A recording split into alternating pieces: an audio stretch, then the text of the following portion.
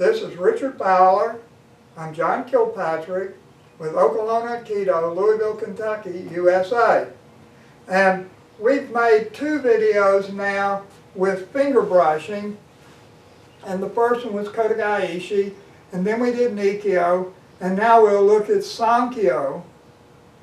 And when we do the finger brushing, we use this to take a weapon, and if if I try to force him to give me the weapon, I've got a real fight. But if there's any kind of distraction, if I just brush over his fingers and take this, he hands it to me and doesn't even realize he's doing it.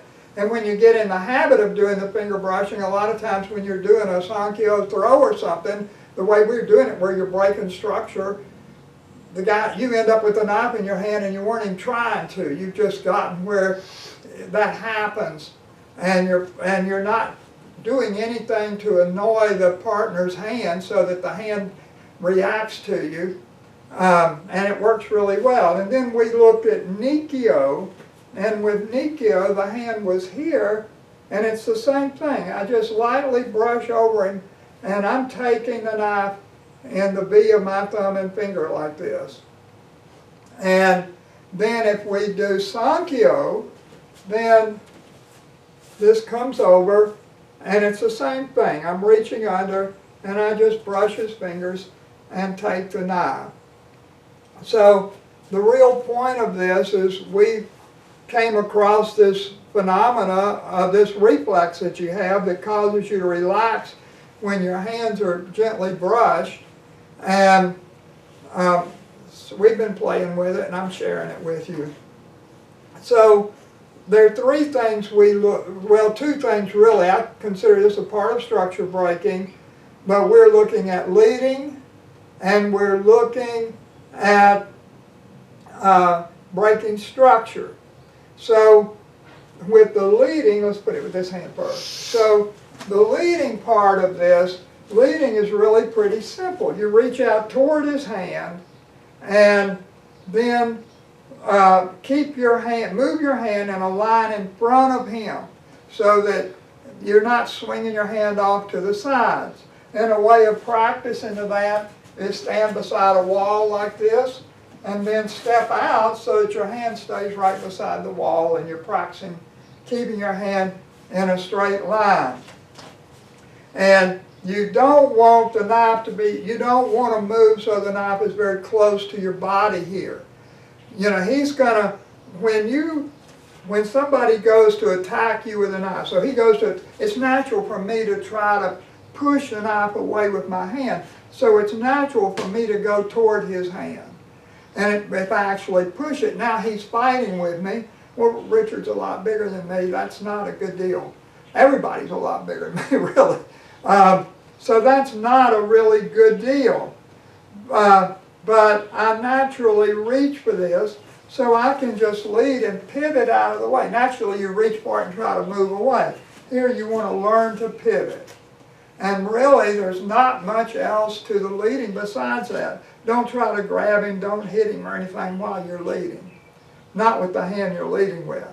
And then the other, so we'll look at the hand brushing first, and then we'll look at the structure breaking. So to do this with the hand brushing, before you can try to do any Aikido technique, Akira Tohei in Chicago said that first you injure the guy. Now usually you don't practice this in Aikido classes, but if you're doing Aikido as self-defense or fighting, you have to first injure the guy.